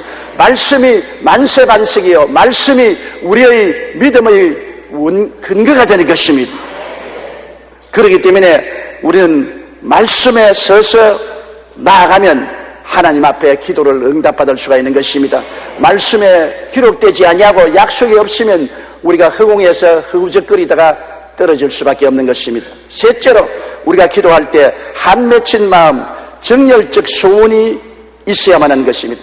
그냥 미지근한 기도는 안 됩니다. 뜨겁든지 차든지 하라고 주님께서 말씀한 것인데 우리가 하나님께 나갈 때 뜨거운 마음을 가지고 나가야 됩니다. 이 과부가 재판장에 나가서 그 원한을 갚아달라고 부르짖을 때 밤낮으로 부르짖었다고 말하는 것입니다. 밤이나 낮이나 부르짖는다는 것은 마음에 뜨거운 열정이 있기 때문인 것입니다. 집중적인 기도가 필요한 것입니다. 우리가 한 가지 사실에 집중해서 그것을 주야로 생각하고 그곳에 푹 빠져서 기도해야 되는 것입니다. 구약시대에 보면 한나가 아기를 못 낳아서 그의 첩되는 버넷나이에서 원한에 사무쳤습니다. 멸시당하고 무시당하고 천대를 당하니까 너무나 한설해서 그가 매년제를 드릴 때 성전에 나와서 하나님께 부르짖어 기도했습니다. 사무엘상 1장 11절에 보면 서운하여 가로되 만군의 야훼여 만일 주의 여종의 고통을 돌아보시고 나를 기억하사 주의 여종을 잊지 아니하시고 주의 여종에게 아들을 주시면 내가 그의 평생에 그를 야훼께 드리고 삭도를 그 머리에 대지 아니하였나이다. 한나가 야훼 앞에 오래 기도하는 동안에 엘리가 그 입을 주목한 즉 한나가 속으로 말하며 입술만 움직이고 음성은 들리지 않아 엘리는 그가 취한 줄 생각했다. 얼마나 기도가 간절했던지 말조차 할 수 없습니다. 말이 안 나왔습니다. 그는 입술만 덕석거리며 한없는 눈물을 흘리고 간청으로 기도하니까 제사장 엘리는 그가 술이 취한 줄 알았습니다. 완전히 기도 산매에 빠졌습니다. 기도에 취해버렸었습니다. 그래서 엘리가 내가 언제까지 취하여 있겠는가 포도주를 끊으라. 그럴 때 한나가 대답하여 이르되 내 주여 그렇지 아니하니이다. 나는 마음이 슬픈 여자라. 포도주나 독주를 마신 것이 아니요 야훼 앞에 내 심정을 통한 것뿐이오니 당신의 여종을 악한 자로 여기지 마옵소서. 내가 지금까지 말한 것은 나의 원통함과 격분함이 많기 때문이니이다. 엘리가 대답하여 이르되 평안히 가라. 이스라엘의 하나님이 내가 기도하여 구한 것을 허락하시기를 원하노라. 그 다음에 한나는 바로 아기가 잉태되었어. 그 낳은 아기가 사무엘이었습니다. 사람들은 우리 교회를 세계에서 제일 가는 교회라고 그랬습니다. 저는 신학생 시절에 전차표를 살 돈이 없어서 걸어다녔습니다. 서대문에서 불광동까지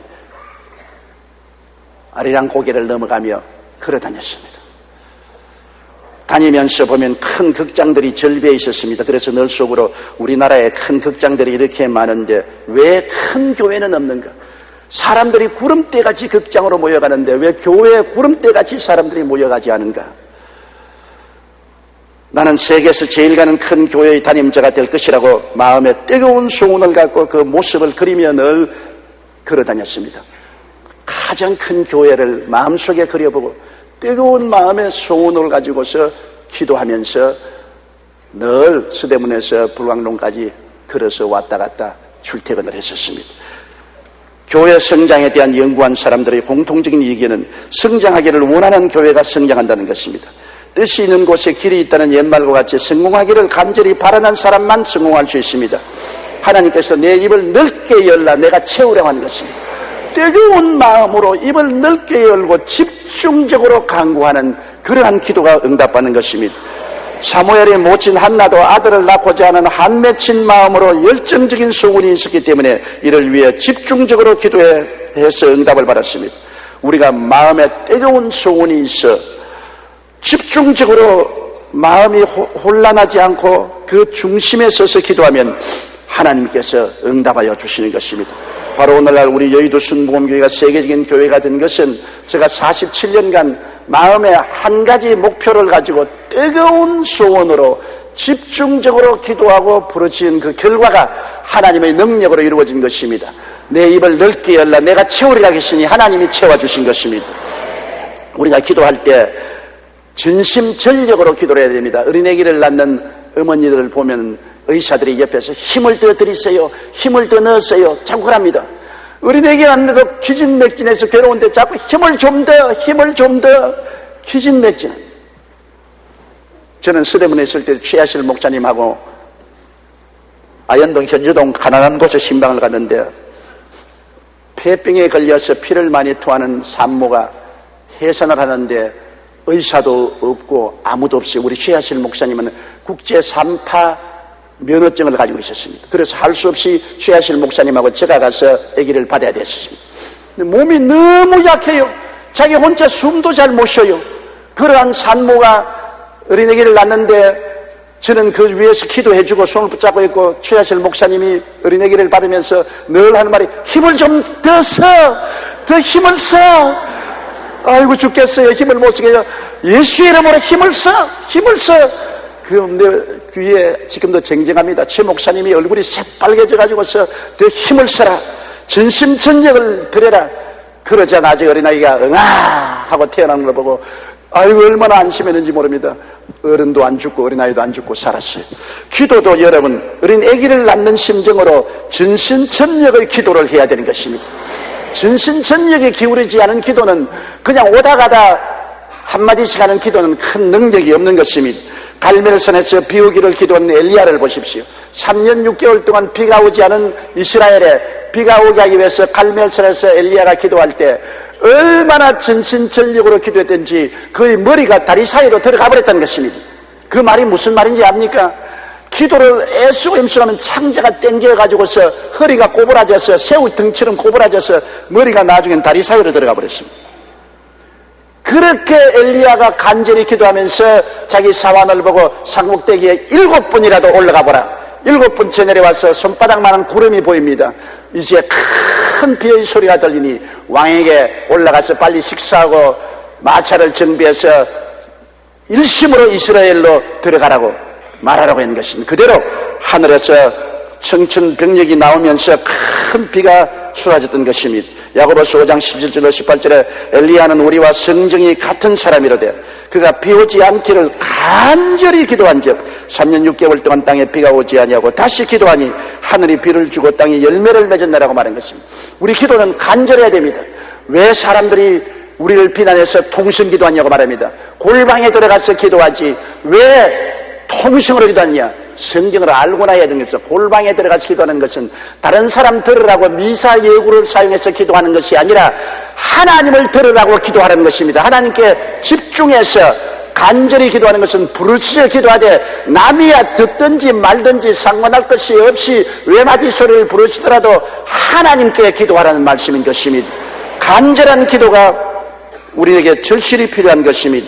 그리고 기도를 할 때 불태전의 기도를 해야 되는 것입니다. 성경에는 이 과부가 재판관에게 늘 와서 번거롭게 하고 괴롭게 했다는 것입니다. 늘 와서 하루 이틀이 아닙니다.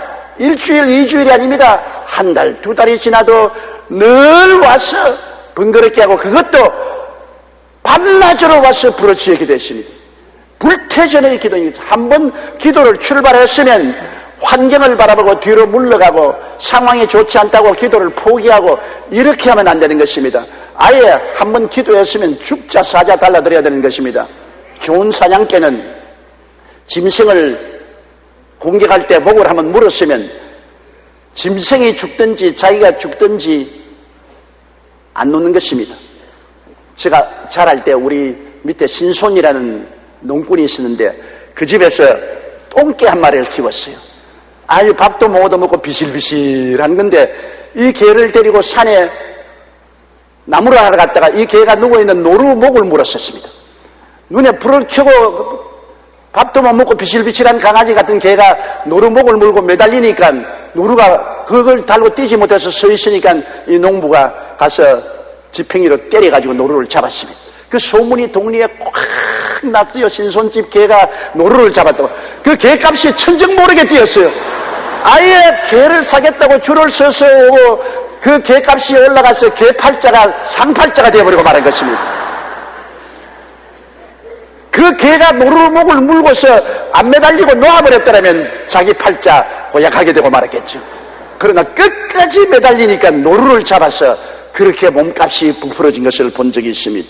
누가복음 18장 7절에 하물며 하나님께서 그 밤낮 부르짖는 택하신 자들의 원한을 풀어주지 아니하시겠느냐, 그들에게 오래 참으시겠느냐. 밤낮 부르짖고 매달려서 하나님이 번거로워 견딜 수 있다. 아유, 시끄러워 못 살겠다. 아유, 번거로워.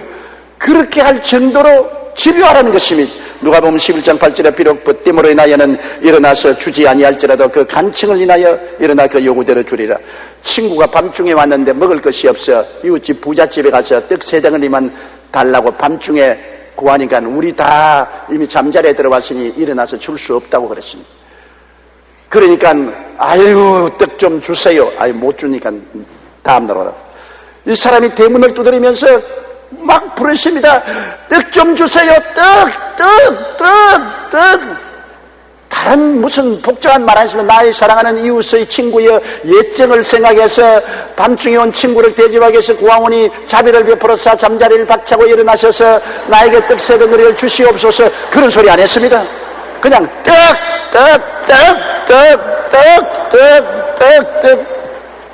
아유, 귀를 막고 있어도 자꾸 떡떡하니까 내가 너를 친구 때문에 주는 것이 아니라 시끄러워서 내가 떡을 주겠다. 일어나서 떡 3덩어리를 주었다는 말을 하시면서 주님께서 너희도 그렇게 기도하라는 것입니다.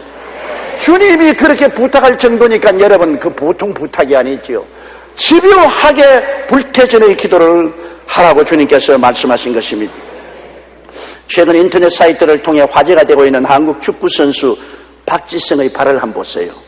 세계 속의 한국인 박지성은 평발의 한계를 극복하고 세계 무대에 도전해 정상에 올랐습니다. 그날은 오늘의 그가 있기까지 피나는 훈련과 연습이 있었다는 것을 상처투성이인 발을 보면 알 수 있습니다. 박지성의 발 봤죠? 발이 걸레예요. 얼마나 공을 집요하게 찼든지 그럴 정도로 연습벌레를 했기 때문에 오늘 박지성이 된 것입니다. 그가 하면 하루 19시간의 연습과 1년에 1000여 켤레의 토수시우스가 달아지도록 발레 연습을 한 세계적인 발레리나가 된 강수진의 발 역시 마찬가지입니다. 발 한번 보세요. 발레리나. 저기 발입니까? 낙대발이죠. 그가 세계적인 발레리나가 되기 위해서 얼마나 발가락을 들고 춤을 추더니 발이 저 모양이 됐어요. 그녀는 1986년 독일 슈투트가르트 발레단의 최초 동양인 단원으로 입단하였고 1997년부터 수석 발레리나로 활동하고 있습니다. 1998년에는 문화관광부에서 선정한 오늘의 젊은 예술가상을 수상했는가 하면 1999년 무용계의 아카데미상인 버누아 들라당스의 최고 여성 무용수로 선정되었고 그의 대한민국 국보 관광문화훈장을 받았습니다. 또한 세계적인 우리 한국의 바이올리니스트인 유시연 씨의 손가락을 한번 보십시오. 수많은 연습으로 인해 손가락 끝에 아예 바이올린 줄이 손에 났습니다. 손 보세요. 손에 이미 바이올린 줄이 났어요. 이들은 한국의 이름을 빛낸 세계적인 스포츠 문화 예술인들은 무엇보다 자신의 분야에 대한 뜨거운 열정과 한맺힌 마음을 가지고 집중적으로 전신전력으로 일했던 것입니다. 낙심될 때 많았겠지요. 좌절될 때 많았겠지요. 그럼에도 불구하고 그들은 불태진의 결심을 가지고 집중적으로 열정적으로 노력해서 세계적인 스포츠맨도 되고 예술가도 되고 음악가도 된 것입니다. 여러분, 세상 일도 그런데 하나님께 나가서 기도하는 사람이 집중적이고 열정적이고 불태전의 마음을 가지고 저들처럼 밀고 나가면 응답 못 받을 것이 하나도 없습니다. 얼마나 우리들이 기도를 희미하게 하고 몇 빠진 기도를 하고 정열이 없는, 집중하지 않은 낙심천만한 기도를 하기 때문에 응답을 못 받는 것입니다. 우리 인생생활도 기도를 하더라도 한 맺힌 마음으로 열정적인 소원을 가지고 집중적으로 전심전력을 다해 기도하는 여러분 되시기를 주의 이름으로 축원합니다. 넷째로 결단적인 믿음을 가지고 기도해야 되는 것입니다. 흔들리거나 우유부단한 믿음은 힘이 없습니다. 야고보서 1장 6절로 8절에 오직 믿음으로 구하고 조금도 의심하지 말라. 의심하는 자는 마치 바람에 밀려 요동하는 바다 물결 같으니 이런 사람은 무엇이든지 주께 얻기를 생각지 말라. 두 마음을 품어 모든 일에 정함이 없는 자라고 말한 것입니다. 1997년 12월 미국 라이프지에는 세계 역사에 공헌한 100명을 선정하는 중에 가장 위대한 인물로 토마스 에디슨을 꼽았습니다. 그는 전구를 발명할 때 1년 넘게 하루에 4시간밖에 잠을 자지 못했습니다. 수천 번의 실험 끝에 전구 발명에 성공했던 것입니다. 그는 발명한 축전기 역시 5만 번 이상의 실험 끝에 만들어낸 것입니다. 에디슨은 한번 발명하기로 작심한 것은 수없는 실패에도 불구하고 꼭 이루었던 것입니다. 믿음도 마찬가지입니다. 한번 믿기로 결단했으면 번복하거나 뒤돌아보지 말고 끝까지 밀고 나가야 되는 것입니다. 실패하면 또 일어나고, 넘어지면 또 일어나고, 괴로움을 당해도 또 일어나고, 계속해서 목표를 향하여 흔들리지 않은 믿음으로 밀고 나가야 되는 것입니다. 토마스 카라엘은 말하기를 결정하지 않은 사람은 바람 부는 대로 물결 친 대로 다닌다. 그는 가장 편한 길에서도 어디로 가야 할지 모른다. 이와 반대로 결정한 사람은 가장 험한 길도 뚫고 나간다. 그리고 자기의 목적을 달성한다. 한번 결심하고 번복하거나 뒤돌아보지 말아야 되는 것입니다. 예수님은 쟁기를 들고 뒤를 돌아보면 하늘나라에 합당치 않다고 말한 것입니다. 누가복음 9장 62절의 말씀입니다. 예수께서 이르시되 손에 쟁기를 잡고 뒤를 돌아보는 자는 하나님의 나라에 합당치 아니하느니라. 히브리서 10장 38절에 나의 의인은 믿음으로 말미암아 살리라. 또한 뒤로 물러가면 내 마음이 저를 기뻐하지 아니하리라. 한 번 출발했으면 끝장을 보는 겁니다. 살든지 죽든지 흥하든지 망하든지 성하든지 쇠하든지 그 길로 나가는 것입니다. 그리고 응답을 뚜렷이 바라보고 믿음의 선언을 해야 되는 것입니다. 반드시 응답이 온다.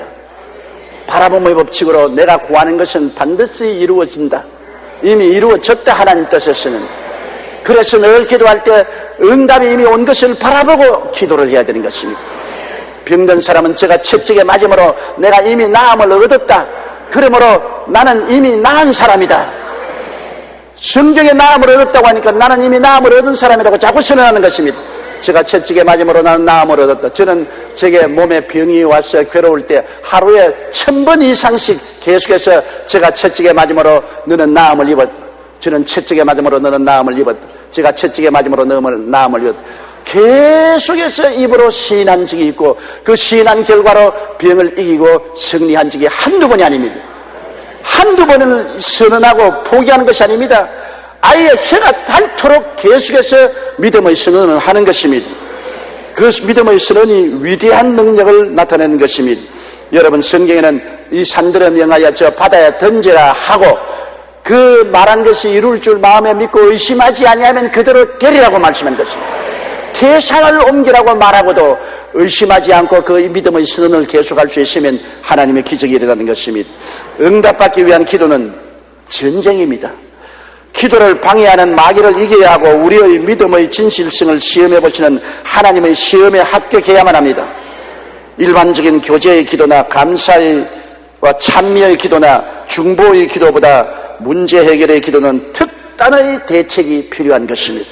응답받는 기도에는 우연이나 설마가 없습니다. 오직 이기기 위한 필사적인 노력과 도전이 필요할 따름인 것입니다.